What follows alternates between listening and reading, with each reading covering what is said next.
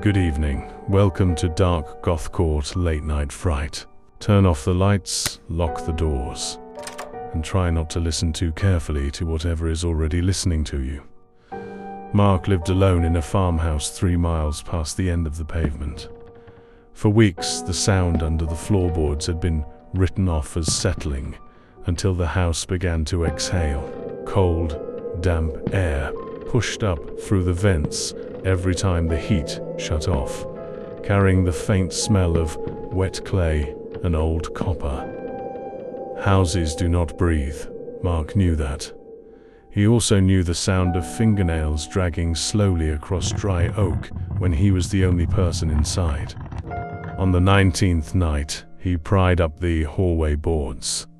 There was no crawl space, only a sheer circular shaft of packed earth dropping straight down into black. A rusted iron ladder was bolted into the wall, descending out of sight.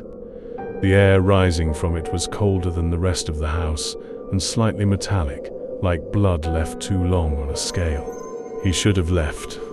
Instead, he returned every night at 3 a.m., standing at the edge with a single candle, documenting the changes the way one might document a progressing condition.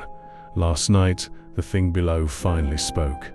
It used his sister's voice, exact pitch, exact cadence, the same affectionate softness she had used when they were children. She had been dead 6 years. Put out the candle, Mark. It burns my eyes. He looked down. 2 pale, unblinking irises reflected the flame from 10 feet below the floorboards. They did not move like animal eyes. They observed, measured. New words formed in the dark, still in her voice, but drier now, almost procedural.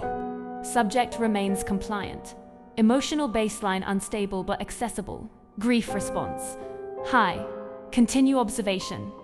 Mark stared into the dark and finally understood. The ladder had never been built for anyone climbing down.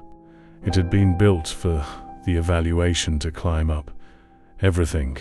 The voice of his dead sister. The grief he still carried.